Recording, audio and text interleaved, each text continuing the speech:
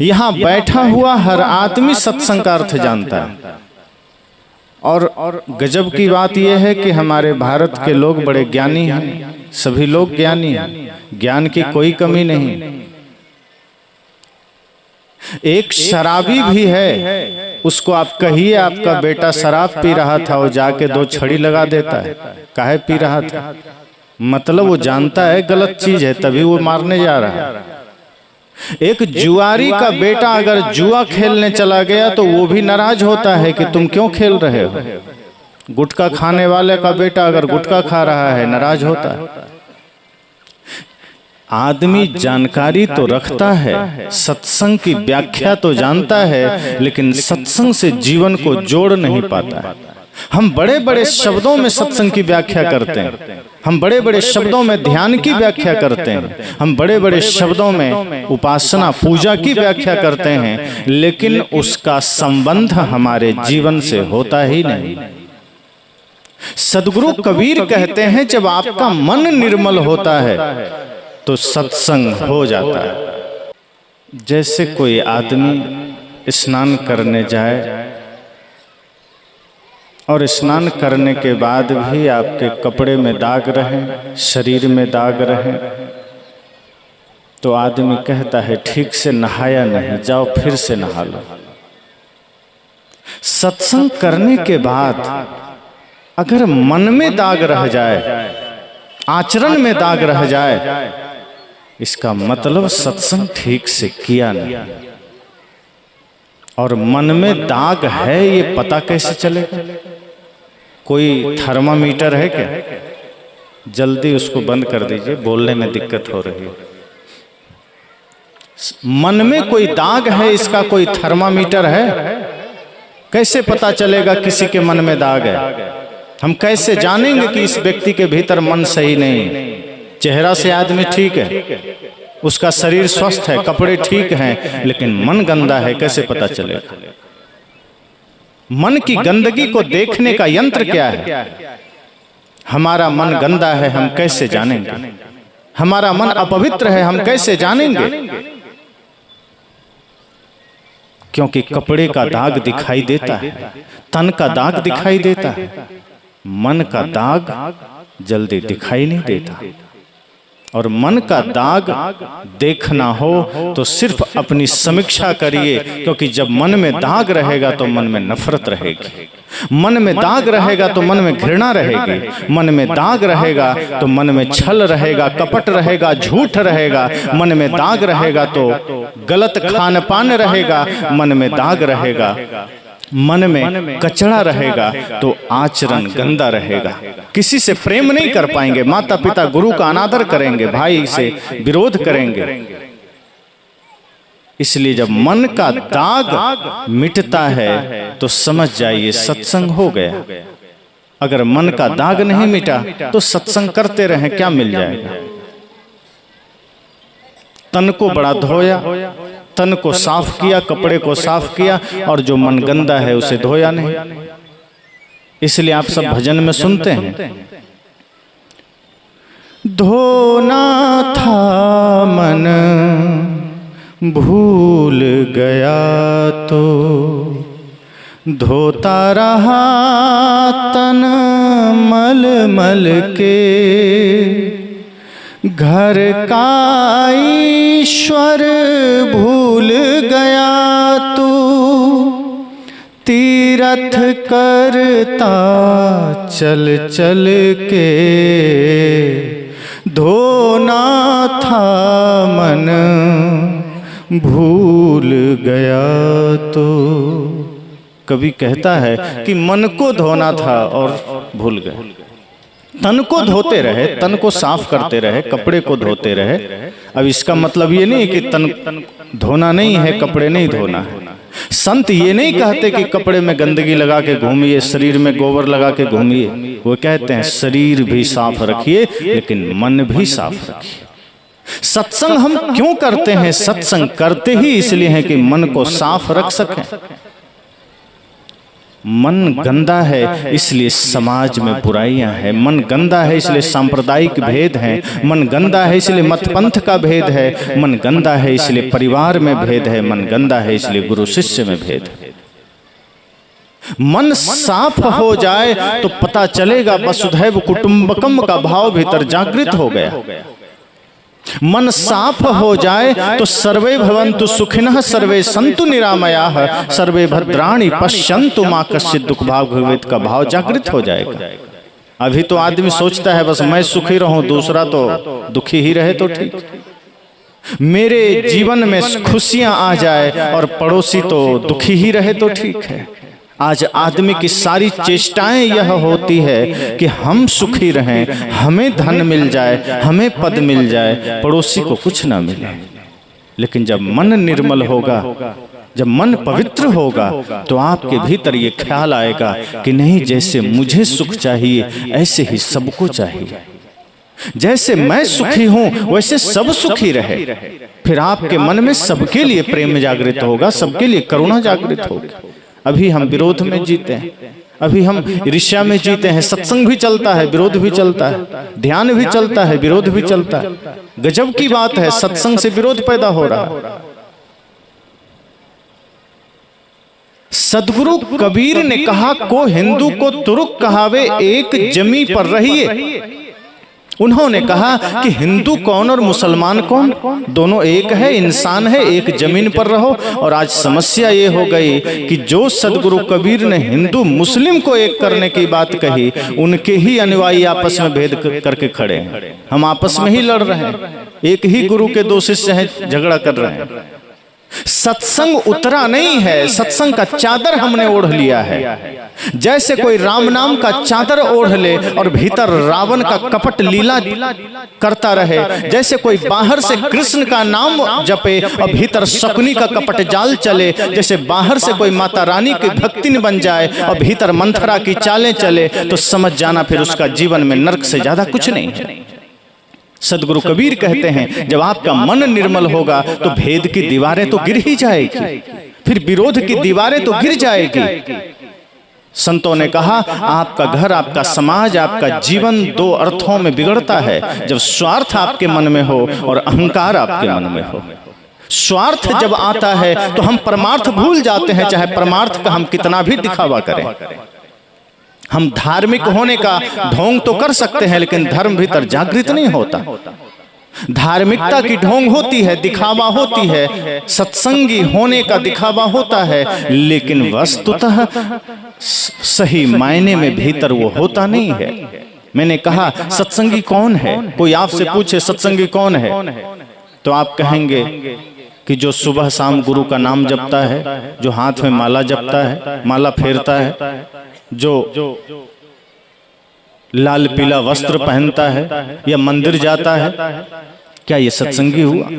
ये बाहरी चिन्ह हुआ। सत्संगी होने का प्रमाण क्या है? पुजारी कौन है? आप कहेंगे माथे पे तिलक है, पुजारी हो गया। तिलक पुजारी होने की पहचान है क्या? कोई कहे कि वर्दी सैनिक होने का पहचान है, तो वर्दी कोई पहन के घूम लेगा, सैनिक होने की पहचान हो जाएगी? वर्दी से पहले उसको ट्रेनिंग मिलती है कि सैनिक तुम कैसे बनोगे। जाते ही वर्दी नहीं पहनाई जाती। जो लोग सेना में है सब जानते हैं, पुलिस में है जानते हैं, पहले ट्रेनिंग होती है फिर वर्दी मिलती है। यहाँ हम सत्संगी पहले हो जाते हैं, सत्संग उतरता नहीं। हम ध्यानी पहले हो जाते हैं, ध्यान उतरता नहीं। हम ज्ञानी पहले हो जाते हैं, ज्ञान उतरता नहीं। ज्ञानी होने का अर्थ, ध्यानी होने का अर्थ, सत्संगी होने का अर्थ जब जीवन में उतर जाए, फिर सत्संगी हम हो गए। फिर कोई कहे ना कहे, हम हो गए। हमारा ध्यान, हमारा ज्ञान, हमारा सत्संग हमारे आचरण से प्रमाणित होना चाहिए, बाहरी चिन्हों से नहीं। आज हमने बाहरी चिन्हों को महत्व दे दिया कि हम इस वेश में हैं तो हम साधु हो गए। साधु होने की पहचान, सत्संगी होने की पहचान वेश और तिलक नहीं है, कंठी और माला नहीं है। सत्संगी होने की पहचान आपका विचार है, आपका आचरण है। अगर आपका आचरण पवित्र है तो आप सत्संगी हैं। आपका विचार पवित्र है, आपका आचरण ठीक है, आप साधक हैं, आप सत्संगी हैं। और यदि इस वेश में आकर के भी हमारा विचार गंदा है, हम सत्संगी नहीं हैं। सदगुरु कबीर तो कहते हैं आपका आचरण शुद्ध होना चाहिए। आपने कभी किसी गुरु के पास, किसी भगवान के मंदिर में जाकर हाथ जोड़कर ये कहा कि प्रभु मुझे कुछ नहीं चाहिए, मेरे पड़ोसी को सुखी रखना, मेरे भाई को सुखी रखना, मेरे गांव वाले को सुखी रखना, कभी मांगा है? नहीं। आप कहते हैं मुझे दुनियादारी से मतलब नहीं, भाई से मतलब नहीं, गांव से मतलब नहीं, प्रभु जितना देना है मुझे दे देना, मेरी झोली भर देना, और जो पड़ोसी को दिया है वो भी छीन के मुझे दे देना। ये तो आपकी पूजा है। साहब कहते हैं, रविदास जी ने भी कहा, ये तुम्हारी पूजा है, ये तुम्हारा पाखंड से ज्यादा कुछ भी नहीं है। साहब ने कहा सत्संगी होने का अर्थ यह है कि वो सत्संग आपके कर्म में उतर जाना चाहिए। हम यहाँ 4 घंटे सत्संग में बैठेंगे, पर असली सत्संग तब होगा जब यह पता चले कि यहां से जाने के बाद सत्संग आपके भीतर कितना बैठा है। सत्संग में तो आप बैठ गए, आप सत्संग में हैं, आप में सत्संग आया कि नहीं?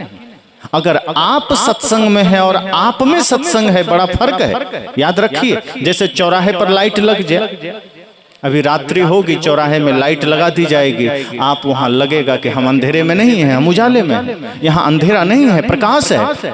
लेकिन वहां से आपको अपना घर जाना होगा, तब क्या करेंगे? वो प्रकाश काम आएगा? वो प्रकाश के सहारे आप घर पहुंच पाएंगे? चौराहे का प्रकाश चौराहे के उजाले के लिए है, वो सिर्फ इशारा करता है कि देखो मैं प्रकाशित हूं, अगर मुझसे कुछ सीखना है तो अपना भी प्रकाश जला लो, अपने पास भी प्रकाश की व्यवस्था कर लो, वरना चौराहे का प्रकाश आपको घर तक नहीं पहुंचा सकता। ये सत्संग चौराहे का प्रकाश है। यहाँ आकर के आप अपने अपने हृदय में ज्ञान का दिया जला लीजिए, तो शायद संसार के मार्ग में आप अंधेरे से बच जाएंगे। अगर यहाँ सिर्फ रहे, यहीं के प्रकाश में रहे और घर चले गए बिना दिया जलाए, बिना भीतर प्रकाश किए, तो घर में फिर वही अंधेरा सामने आएगा। अंधेरा क्या है? ये रात्रि वाला अंधेरा नहीं। साहब ने कहा वो अंधेरा नहीं, उसमें तो आप इशारा करके निकल लोगे, हो सकता है। एक अंधेरा जो सबसे खतरनाक है वो अज्ञानता का है, अविद्या का है, विकारों का अंधेरा। अहंकार आ गया, क्रोध आ गया, ईर्ष्या आ गई, द्वेष आ गया, स्वार्थ आ गया, काम आ गया। ये सबसे भयंकर अंधकार है, और ये जिसके जीवन में आ गया फिर वो आदमी नरक के सिवा कुछ नहीं पाता। इसलिए साहब कहते हैं ये सत्संग एक चौराहे का प्रकाश है। स्ट्रीट लाइट समझना इसे, जैसे चौराहे में बड़े बड़े लाइटें होती है, ये सत्संग वही है। यहाँ उजाला है, जगमगाहट है, प्रकाश है। लेकिन यहाँ से आपको बुद्ध ने कहा अप दीपो भव, अपना दिया जला के जाना है, अपना दिया प्रकाशित करके जाना है। अगर आपने ज्ञान का दिया जलाया तो घर में फिर आप जो समाज की, परिवार की प्रतिकूलताएं हैं उसको सह पाएंगे। अभी कोई गाली दिया, मन में उद्वेग आ गया, किसी ने आलोचना की, क्रोध से बिलबिला गए, किसी ने आपके मुख पर थोड़ा सत्य कह दिया, आपको बर्दाश्त नहीं होगा, अहंकार सामने आ गया, मन खट्टा हो गया, तुरंत लड़ाई झगड़े का मन हो गया, विवाद करने का मन हो गया, गाली देने का मन हो गया। लेकिन जब दिया जल जाएगा ज्ञान का, तो सामने कोई गाली भी देगा तो आपके मन में रहेगा कि कोई बात नहीं, उसने गाली दिया, ठीक, उसका काम उसने किया, मुझे तो गीत देना है, मुझे तो प्यार देना है। किसी ने आलोचना किया, जब ज्ञान का दीप जला कर जाएंगे आपके भीतर ये भाव जगेगा, कोई बात नहीं, उसने आलोचना किया तो किया, उसका काम हो जाने, मुझे तो प्रशंसा ही करनी है, मेरा अपना मुख गंदा नहीं करना है। जिसका जो स्वभाव उसने किया, जिसके हृदय में क्रोध था उसने क्रोध दिया। अगर आपके भी हृदय में क्रोध है तभी आप क्रोध देंगे। अगर आपके हृदय में सिर्फ प्रेम ही प्रेम है तो आप कैसे क्रोध दे देंगे? जिस कुएं में पानी है तो उस कुएं से आप पानी ही निकाल पाएंगे ना, चाहे आप लोहे की बाल्टी डालिए, चाहे सोने की बाल्टी डालिए। और जो कुआं सूखा है उसमें आप लोहे सोने कुछ भी डालिए, पानी निकलेगा ही। जिसमें पानी है तभी पानी बाहर आएगा, और जो कुआं ही सूखा है उसमें बाल्टी डालिए, चाहे बल्टा डाल दीजिए, चाहे मोटर डाल दीजिए, पानी आएगा क्या? नहीं आएगा। जिस हृदय में प्रेम है वहां से प्रेम ही बाहर आएगा, जिस हृदय में घृणा है वहां से घृणा ही बाहर आएगी, जिस हृदय में क्रोध है वहां से क्रोध ही बाहर आएगा। अब हमें सोचना है इस हृदय में हमें रखना क्या है, क्रोध रखना है कि प्रेम रखना है। हमें लगता है कि किसी ने गाली दिया तो हम कमजोर हैं क्या, हम जवाब नहीं देंगे? साहब कहते हैं कमजोर तो हैं ही, इसीलिए जवाब दे रहे हैं। जवाब देना बहादुरी नहीं है, जवाब न देना बहादुरी है। क्रोध का जवाब सब क्रोध में दे देता है। आदमी को लगता है किसी ने गाली दिया तो गाली का जवाब गाली में देना वीरता है। साहब कहते हैं सबसे बड़ी कायरता है। तो वीरता क्या है? किसी ने गाली दिया मीठे वचन बोल देना, ये वीरता है। ये सबसे संभव नहीं है। किसी ने क्रोध किया और आपने भी क्रोध कर दिया तो अंतर क्या रहा? ये तो ऐसा ही हुआ जैसे कुत्ते ने भौंकना शुरू किया और आपने भी भौंकना शुरू कर दिया, फिर उसमें और आप में क्या फर्क रहा? इंसान होने की पहचान ये है कि कुत्ता भौंकता है, आप रास्ता बदल के चल देते हैं। गधे ने लात मारी, आप भी लात थोड़े मारोगे, आप साइड होके चले जाओगे। कुत्ते भौंकते हैं, हाथी चलता है, जवाब देता है क्या? नहीं देता। साहब कहते हैं अपने भीतर वो स्थिरता लाइए, वो प्रेम लाइए कि कोई आलोचना भी कर दे, आपके मन में डगमग डगमग नहीं होना चाहिए, आपका मन डोलना नहीं चाहिए। हम तो तुरंत उबल पड़ते हैं, सत्संगी हैं, गुरु से दीक्षा लिए और तुरंत गाली गलौज पर उतर आते हैं, हिंसा पर उतर आते हैं। सत्संगी होने का अर्थ है जहाँ क्रोध नहीं, हिंसा नहीं, जहाँ अविद्या नहीं, जहाँ किसी भी प्रकार का विकार नहीं, स्वार्थ नहीं। स्वार्थ में हम बहुत अनर्थ कर जाते हैं, अपने लिए चाहते हैं सब कुछ मिल जाए। साहब कहते हैं ये जीवन परमार्थ के लिए मिला है। एक दिन मृत्यु सामने खड़ी होगी, आएगी ही, ऐसा तो है नहीं किसी की नहीं आएगी।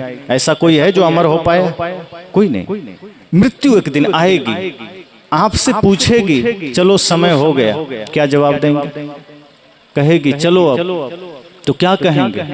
है कोई जवाब कि नहीं नहीं अभी तो बहुत काम बाकी है, कुछ पैसे ले लो, रहने दो? नहीं, मृत्यु कहेगी हो गया तुम्हारा समय पूरा, चलो। और तब मृत्यु पूछेगी कि कमाया क्या? तब आप कहेंगे धन कमाया। कहा यहीं रहेगा? नहीं जाएगा साथ। फिर कहेगा और कुछ कमाया? तो कहेंगे कुछ जमीन भी खरीदा। का वो भी यहीं रहेगा? नहीं जाएगा। फिर आपसे पूछेगी मौत और कुछ है? कहाँ बेटा पोता है? का वो भी रहेगा, वही बेटा आग डालेगा मुंह में। और बोलो और क्या जाएगा साथ? कहा कुछ भी नहीं। जिस शरीर के लिए तुमने इतने अत्याचार किए वो शरीर भी तुम्हारा यहीं रह जाएगा। मृत्यु आपसे यही कहती है कि जिस शरीर को इतना सजाया वो शरीर भी इसी मरघट में एक मुट्ठी राख से ज्यादा कुछ नहीं होगा। फिर वो काम क्यों नहीं किया जो साथ जा सकता था? साहब ने कहा बने जो कुछ धर्म कर ले, यही एक साथ जाएगा। अगर साथ जाने का ख्याल रहे तो वो सिर्फ आपकी अच्छी या बुरी कमाई जाएगी। तो जब कर्म ही जाना है साथ में तो कुकर्म करके क्यों जाना, बुरे कर्म करके क्यों जाना, नफरत पाल के क्यों जाना, घृणा करके क्यों जाना? परमार्थ करके जाना है, नेक काम करके जाना है। किसी के चेहरे पर अगर आपके वजह से दुख दर्द है, पीड़ा है, किसी के चेहरे पर आपके वजह से आंसू है, समझ जाइए आपने जीवन में पाप कर लिया और इसका कोई प्रायश्चित नहीं। इसलिए साहब कहते हैं सत्संगी होने का अर्थ यह है कि आप अपने मन को निर्मल बना सकें। सत्संगी होने का अर्थ यह नहीं है कि वेश धारण कर लिए, चोटी तिलक और हाथ में कुछ मंजीरा ले लिए हो गए। नहीं, ये बाहरी चीजें हैं, इसकी भी जरूरत है, लेकिन असली भीतर है। और जो भीतर होता है वो दिव्य है। भीतर सत्संग उतर जाए, भीतर ज्ञान उतर जाए तो झगड़े मिट जाएंगे, विवाद मिट जाएंगे, विवाद रह नहीं जाएगा। हम विवाद करते किससे हैं? इसका मतलब है कि हम ज्ञान को जीवन में उतारते नहीं हैं। हम किससे झगड़ रहे हैं? मान लीजिए हम आपसे झगड़ा कर रहे हैं तो आप कौन हैं? साहब तो कहते हैं सब घट में रोसाइयां सुनी सेज न कोई। बलिहारी व घट की जागट प्रगट हो। सदगुरु कबीर कहते हैं सब घट में मेरा साईं बैठा है। तो जब सब घट में साईं है तो हम झगड़ा तो साईं से ही कर रहे हैं। हम किसी को गाली दे रहे हैं मतलब हम परमात्मा को गाली दे रहे हैं। हम किसी से झूठ बोल रहे हैं मतलब परमात्मा से झूठ बोल रहे हैं। हम किसी से छल कर रहे हैं मतलब परमात्मा से कर रहे हैं। तो फिर सोचिए सत्संग कहाँ हुआ। सत्संग तो तब सफल होगा जब सामने वाला क्या करता है वो छोड़ दीजिए, हमें क्या करना है ये सोचिए। मेरा मन क्या कर रहा है ये सोचिए। हमारा मन उत्पात मचा रहा है, हम दूसरे का लेखा जोखा कर रहे हैं। आज हर आदमी के पास पड़ोसी का पूरा हिसाब किताब। आदमी जानता है पड़ोसी के पास जमीन कितना है, धन कितना है, बेटा कहाँ पढ़ रहा है, कौन सा कपड़ा लिया, कौन सा मोबाइल लिया, कौन सा गाड़ी लिया, और अपना मन का कोई पता नहीं कि उसका मन कितना पाप करा रहा है। साहब कहते हैं दूसरे का दृष्टा मत बनिए, दूसरे का लेखा जोखा मत करिए, करना है अपने मन का लेखा जोखा करिए, क्योंकि मन ही आपको नरक में ले जा रहा है। ये मन ही बंधन और मोक्ष का कारण है। मन एव मनुष्यानाम कारणम बंध मोक्ष। मन ही मनुष्य के लिए बंधन और मोक्ष का कारण है। इसलिए अगर अपने मन को हमने देखना जान लिया, हमने अपने मन का दृष्टा अपने आप को बना लिया, तो समझ जाइए कि यही मन आपको भक्ति में ले जाएगा। साहब कहते हैं कबीर मन तो एक है, भावे तहां लगाए, भावे गुरु की भक्ति करो, भावे विषय कमाए। अगर आपने सत्संग को भीतर नहीं उतारा तो यही मन आपको नरक में ले जाएगा, कोई दूसरा मन नहीं है। लेकिन अगर आपने मन को सत्संग में लगाया, मन को निर्मल बना लिया, तो यही मन आपको भक्ति मुक्ति की ओर भी ले जाएगा, उधर भी प्रदान करेगा। जैसे आप घर बनाते हैं, कच्चा घर भी है तो आप कई बार बांस की सीढ़ी बनाते हैं, पक्का घर है तो पक्का सीढ़ी बनाते हैं। तो उस सीढ़ी से आप छत पर जाते हैं या कहीं भी ऊंचा चढ़ते हैं, तो आप लोग इतना तो जानते हैं कि जब सीढ़ी आप घर में बनाते हैं तो नीचे से ऊपर चढ़ते हैं, उसी सीढ़ी से नीचे भी उतरते हैं कि दूसरी सीढ़ी लाते हैं उतरने के लिए, कि इस सीढ़ी से हम ऊपर चले गए, अब नीचे दूसरा चाहिए, उसी से फिर नीचे आते हैं। ये मन ये शरीर वही है, इससे आप मोक्ष तक चढ़कर जा सकते हैं। और यदि कर्म गलत कर लिया तो इसी मन और शरीर से नरक में भी जा सकते हैं, दूसरा कोई उपाय नहीं। यही मन आपको बंधन में भी ले जाएगा, यही मन मोक्ष में भी ले जाएगा। इसलिए साहब ने कहा सत्संग करिए, लेकिन सत्संग आचरण में उतरना चाहिए, हमारे विचारों में उतरना चाहिए। विचार हमारे गंदे हैं, मन हमारा गंदा है और सत्संग चल रहा है, तो क्या होगा, हमारे आचरण में वो दिखाई नहीं देगा। मुख में तो सत्संग रहेगा, लेकिन वो मुख पवित्र नहीं रहेगा, मन पवित्र नहीं रहेगा। सत्संग यहाँ नहीं, हृदय में चाहिए। हम सत्संग को यहाँ भर लेते हैं, और बड़ी विडंबना है संसार की कि जब कोई गाली दे देता है आपको, तो गाली को आप यहाँ ले लेते हैं दिल में, अज्ञान की बात को आप यहाँ रख लेते हैं, उल्टा करते हैं। गाली को आप सीधे दिल में ले लेते हैं जिसकी जरूरत नहीं है।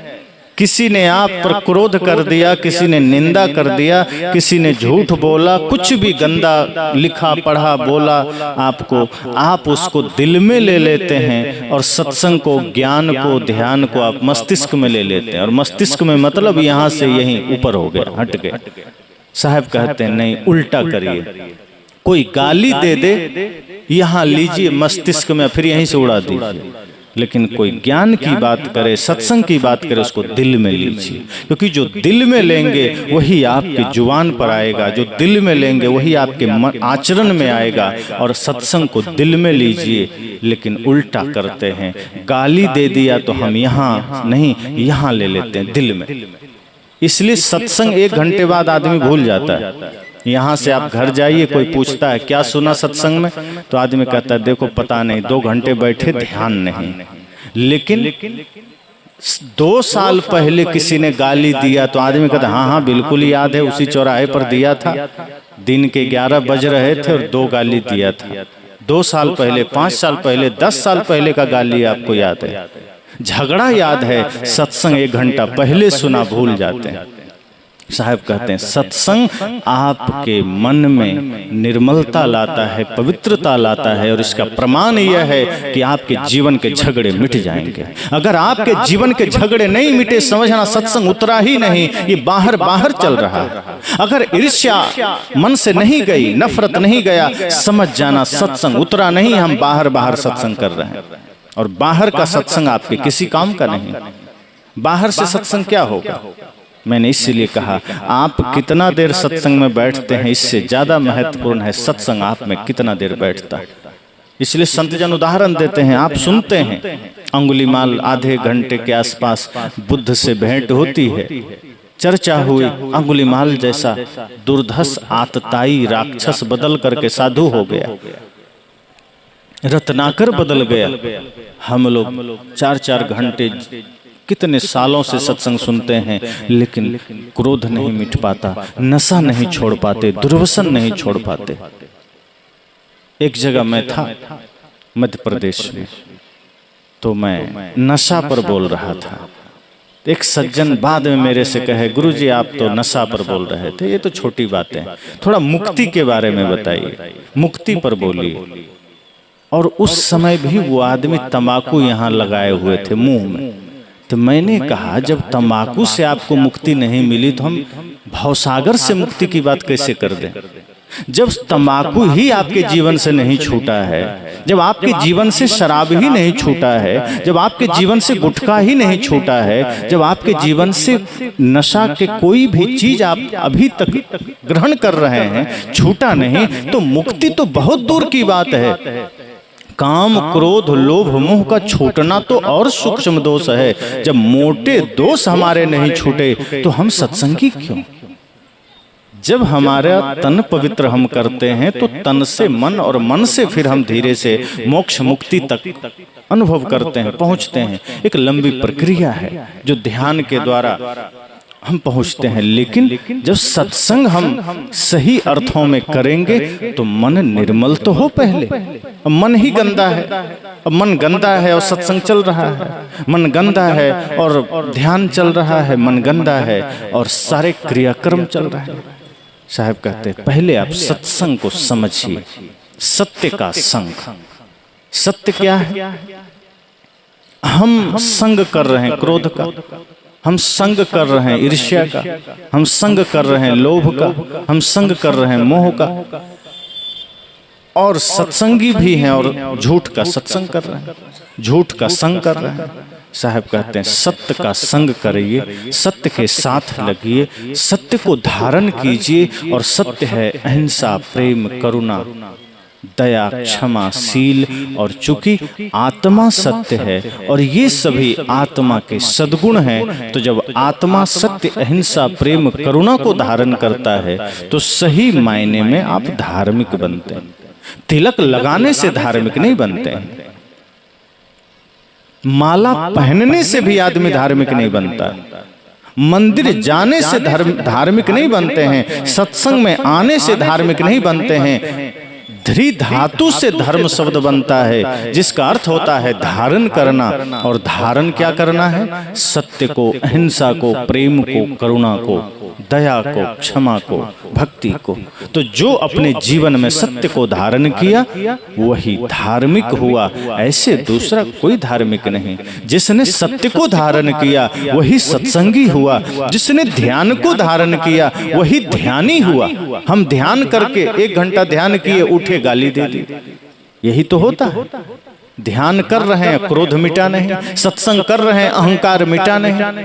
सत्संग करके आदमी अहंकारी हो जाता है कि मैं तो इतना बड़ा सत्संग कराया।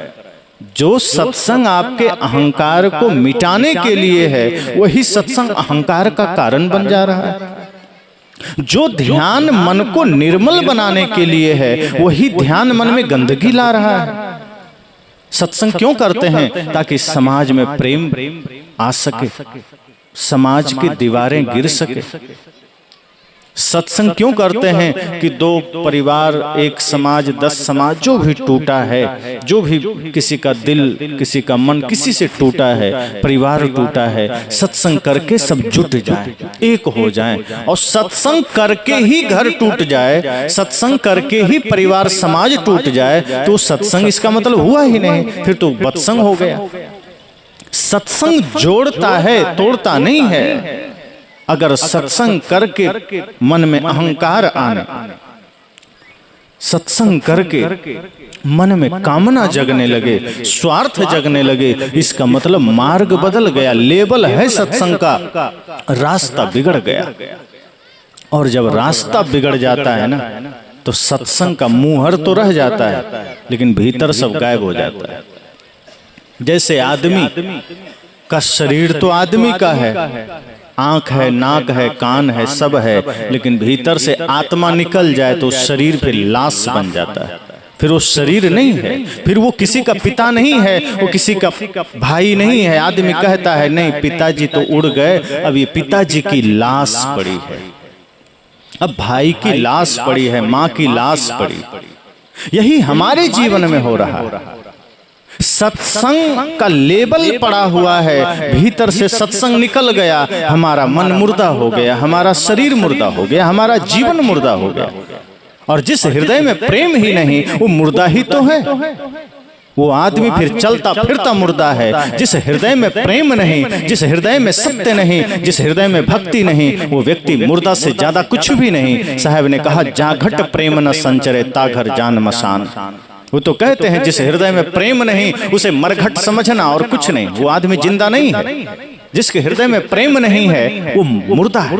जिसके हृदय में नफरत आ गई, जिसके हृदय में विकार आ गए, जिसके हृदय में क्रोध आ गए, समझ जाना वो मुर्दा हो गया है, वो जिंदा नहीं है। एक मुर्दा है जो नदी किनारे राख बन गया या लेटा है, मुर्दा बन के, उसको आप कुछ भी कर लो कुछ नहीं करेगा, किसी से बात भी नहीं करेगा। सैकड़ों मुर्दे लेटे हुए हैं आपस में नदी के किनारे, लेकिन बात होती है किसी में? आपने देखा बात करते? नहीं करते। और घर में दो भाई में अगर बातचीत बंद हो जाए तो जिंदा मुर्दा है। अगर सास बहू में बात बंद हो जाए तो मुर्दा ही तो है। पड़ोसी में बातें बंद हो जाए तो मुर्दा ही तो है। पिता पुत्र में बात बंद हो जाए तो जिंदा है क्या? साहब कहते हैं जिंदा वो है जिसके भीतर प्रेम है। जिंदा आदमी वो है जिसके भीतर सत्य है। इस धरती पर जिंदा वो है जिसके हृदय में भक्ति है। जिसके हृदय में स्वार्थ आ गया, साहब कहते हैं वो जिंदा नहीं है, वो मुर्दा है। बलवान वो नहीं है जो 1 कुंटल 2 कुंटल 5 कुंटल का सामान उठा ले। बलवान वो है जो माता पिता के बुढ़ापे का बोझ उठा ले, जो बच्चों की जिम्मेदारी उठा ले, वो बलवान है। हम बलवान शरीर से बनते हैं, हमारा मन महा कमजोर होता है, हमारा बल समाज के विध्वंस का कारण बन रहा है। अगर हमारे शरीर में बल है तो उस बल से हम धर्म का नाश कर रहे हैं। जैसे पहले राक्षस होते थे, कहीं यज्ञ हो रहा है तो उसमें खून हड्डियां डाल करके यज्ञ विध्वंस कर देते थे। आज हमारे पास बल है, धन का बल है, शरीर का बल है, हम उससे अधर्म ही तो कर रहे हैं। कहीं जुआ, कहीं चर्च, कहीं गांजा, कहीं नफरत, कहीं घृणा, कहीं ऑर्केस्ट्रा, कहीं तमाशा, कहीं किसी का हत्या करवा दिया, कहीं जुआ खेल रहे हैं, धन का दुरुपयोग कर रहे हैं, कहीं नशे में जा रहा है, कहीं किसी को बदनाम करने में लगा रहे हैं। संतों ने कहा आपके हृदय में जिस दिन सत्संग उतर जाएगा, आपका बल भी काम आ जाएगा, आपका ज्ञान भी काम आ जाएगा, आपका धन भी काम आ जाएगा। वो धन सब व्यर्थ है जो धन किसी निर्धन का सहारा न बन सका। वो बल व्यर्थ है जो बल किसी निर्बल का सहारा न बन सका। वो ज्ञान व्यर्थ है जो किसी अज्ञानी का सहारा न बन सका। इसलिए अपने जीवन में समझ जाइए, जिस दिन सत्संग का जागरण हो जाएगा, सही मायने में आपका रोम रोम परमार्थ में जिएगा। आपका एक एक श्वास धार्मिक हो उठेगा। अभी तो हमारा पूरा जीवन अधार्मिक है, बाहर से धार्मिक है। जैसे कई जगह शराब खाने जो अंदर बना है और ऊपर लिखा है शुद्ध दूध का दुकान, बाहर से बोर्ड लगा दिया, अब आदमी चलता फिरता गुजरता को लग रहा है तो दूध का दुकान है, लेकिन जब अंदर घुसता है देखता है वहाँ शराब का कारोबार चल रहा है, तब सब भंडा फूट जाता है। बहुत जगह ऐसा लोग करते हैं, बाहर से राशन की दुकान, अंदर है शराब की दुकान। यही हमारे जीवन में है, बाहर से सत्संगी का मुहर लगा है, भीतर पता चला शकुनी बैठा है। बाहर से ध्यानी का मुहर लगा है, भीतर पता चला क्रोध का उबाल चल रहा है। क्या मतलब हुआ? सत्संग करिए, ध्यान करिए, ध्यान करके सत्संग करके किसी भी सूरत में सत्संग से क्रोध मिटता है, सत्संग करके अहंकार मिटता है, सत्संग करके नफरत मिटती है। लेकिन सत्संग करके नफरत आ जाए इसका मतलब सत्संग किया नहीं गया। सत्संग करके अहंकार आ गया मतलब सत्संग हमने किया ही नहीं। सत्संग करने से अगर किसी से ईर्ष्या जग गई, नफरत जग गया, इसका मतलब हमने सत्संग किया नहीं। साहब ने कहा सत्संग बड़ा महत्वपूर्ण है, इसलिए ज्ञान की चर्चा को सत्संग कहा, क्योंकि वो ज्ञान जो आपको अंधेरे से प्रकाश की ओर ले जाए, वो ज्ञान जो आपको अधर्म से धर्म की ओर ले जाए, वो ज्ञान जो आपको असत्य से सत्य की ओर ले जाए, जो क्रोध से प्रेम की ओर ले जाए, वही ज्ञान सार्थक है। लोग कहते हैं मूल ज्ञान क्या है? एक जगह मैं था, कुछ लोगों ने कहा कि मूल ज्ञान के बारे में बताइए, मूल ज्ञान क्या है? उनका आशय ये था कि उनके गुरुजी मूल ज्ञान देते थे। वो कहे कि मेरे गुरुजी ही सिर्फ मूल ज्ञान देते हैं और इस धरती पर किसी को मूल ज्ञान पता नहीं। तो मैंने कहा मूल ज्ञान आपके गुरुजी ने क्या दिया? कहा नहीं, हम बता नहीं सकते। तो मैंने कहा भाई गाली हो तो चलो छुपा के रखें कि नहीं बता सकते, ज्ञान तो बताया ही जा सकता है। ज्ञान तो समाज उत्थान के लिए। अगर सदगुरु कबीर कहते मैं अपना ज्ञान किसी को बताऊंगा ही नहीं, तो हम लोग कहां से जानते? बीजक में उन्होंने अपना वाणी लोगों को बीजक माध्यम से दिया, तभी तो हम जानते हैं। कृष्ण कहते मैं अपना ज्ञान किसी को दूंगा ही नहीं, तो गीता जैसी ग्रंथ हमारे पास कहां से आती? मैंने कहा ज्ञान छिपाने के लिए थोड़े होता है। मूल ज्ञान का अर्थ यह है कि वह ज्ञान जो आपको अज्ञानता से ज्ञान की ओर ले जाए। मूल ज्ञान का अर्थ यह है कि वह ज्ञान जो आपको क्रोध से प्रेम की ओर ले जाए। जिस ज्ञान से मन के विकार मिटे वो मूल ज्ञान है। जिस ज्ञान से आपके भीतर के सारे विकार, जैसे अहंकार है, क्रोध है, लोभ है, मोह है, सब मिट जाए, वही ज्ञान मूल ज्ञान है। मूल ज्ञान छिपाने के लिए थोड़े होता है। और मूल ज्ञान कोई अलग से कोई शब्द नहीं है। सदगुरु कबीर का एक एक शब्द मूल ज्ञान है। उनका एक भी शब्द अगर जीवन में उतर गया तो समझना हम अंधेरे से प्रकाश की ओर चल देंगे, हम अज्ञानता से ज्ञान की ओर चल देंगे। साहब तो कहते हैं एक शब्द गुरुदेव का ताका अनंत विचार, थाके मुनिजन पंडिता वेद न पावे पार।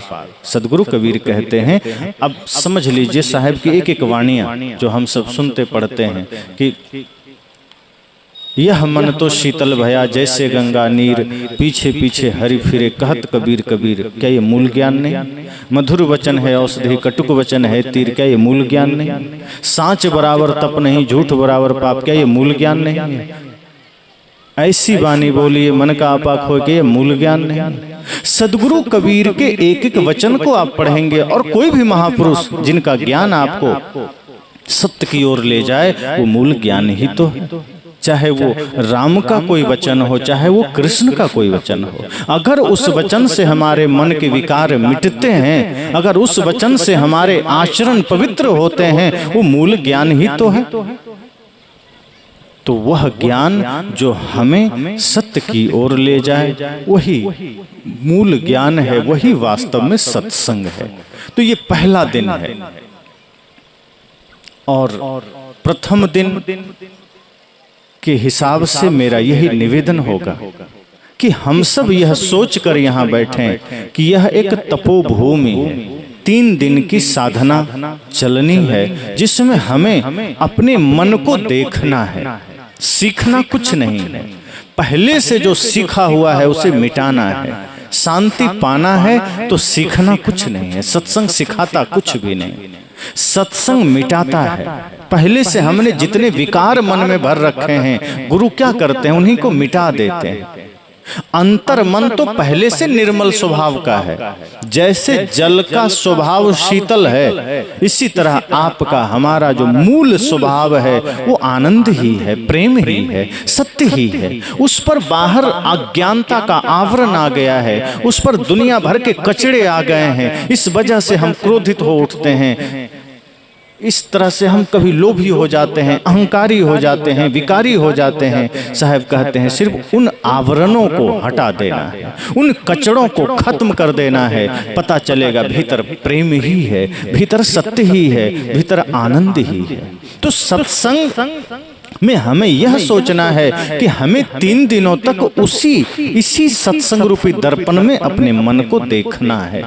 जैसे घर में दर्पण है तो घर से बाहर निकलने से पहले आप दर्पण के सामने जाते हैं ना, खड़े हो जाते हैं कि बाहर जाना है, कहीं बाल टेढ़ा तो नहीं, कहीं गाल में कोई दाग तो नहीं, काजल कुछ भी धब्बा तो नहीं, कपड़े देखते हैं कपड़े ठीक तो हैं। अब घर में फटा हुआ कपड़ा पहन के घूम रहे थे, लेकिन बाहर जाना है बदल के नया कपड़ा पहन लिए, बाल ठीक कर लिए, हाथ में मोबाइल ले लिए, बढ़िया परफ्यूम लगा लिए। क्यों? बाहर जा रहे हैं, लोगों के बीच जा रहे हैं। साहब कहते हैं बहुत अच्छी बात है, शरीर को दर्पण में देखिए, बाल को दर्पण में देखिए, लेकिन घर से बाहर जाने से पहले 5 मिनट आंखें बंद करके सत्संग ज्ञान रूपी दर्पण में अपने मन को देखिए कि इस मन में कोई विकार तो नहीं।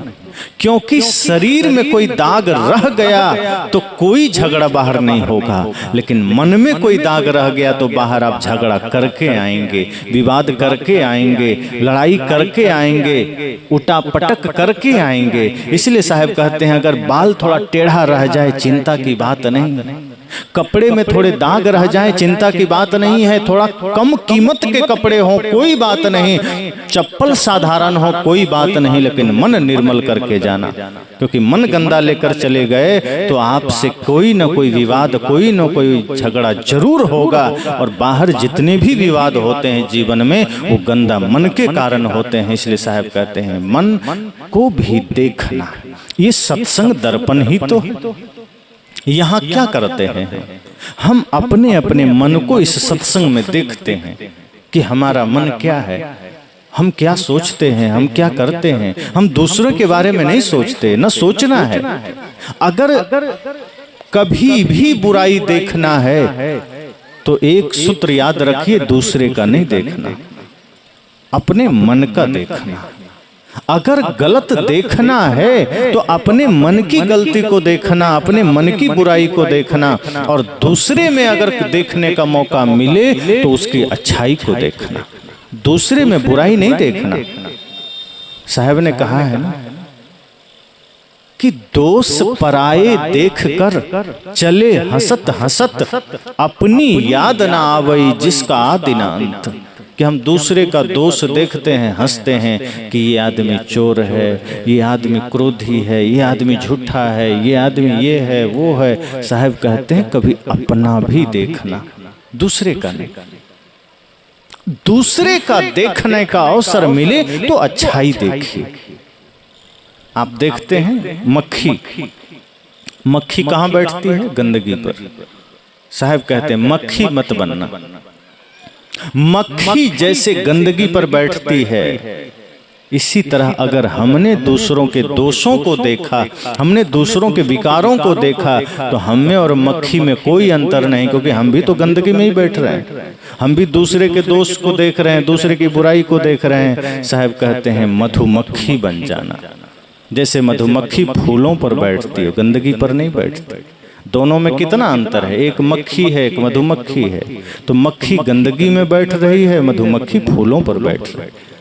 आप मधुमक्खी बन जाइए, बाहर जहां भी आंखें खोलिए तो दूसरे का ज्ञान देखिए, दूसरे की अच्छाई को देखिए, दूसरे का सद्गुण देखिए, लेकिन आंख बंद करिए तो अपनी बुराई देखिए, अपने मन की गंदगी को देखिए। तभी हम मन की बुराई को, मन की गंदगी को ठीक कर सकते हैं। तो 3 दिन के सत्संग में पहला दिन हमें यह जान रहे हैं कि ये सत्संग हमारे मन को निर्मल बनाने के लिए, ये सत्संग और कुछ नहीं करना है। सत्संग में बैठिए ये सोचकर कि जो मन लेकर हम आए थे उस मन को हमें यहीं छोड़ना है, यहां से निर्मल होके जाना है। ये मन तो गंगा है, यह मन मंदिर नहीं है, गंगा है। साहब ने कहा ना, यह मन तो शीतल भया जैसे गंगा नीर। यह गंगा है, यहाँ डुबकी लगाइए और मन को निर्मल बना के जाइए। और अगर डुबकी नहीं लगाए, ऐसे ही चले गए तो क्या होगा? साहब ने कहा है, पानी में मीन पियासी रे मोहे, सुनी सुनी आवत हासी। पानी में मीन पियासी रे मोहे, सुनी सुनी आवत हासी।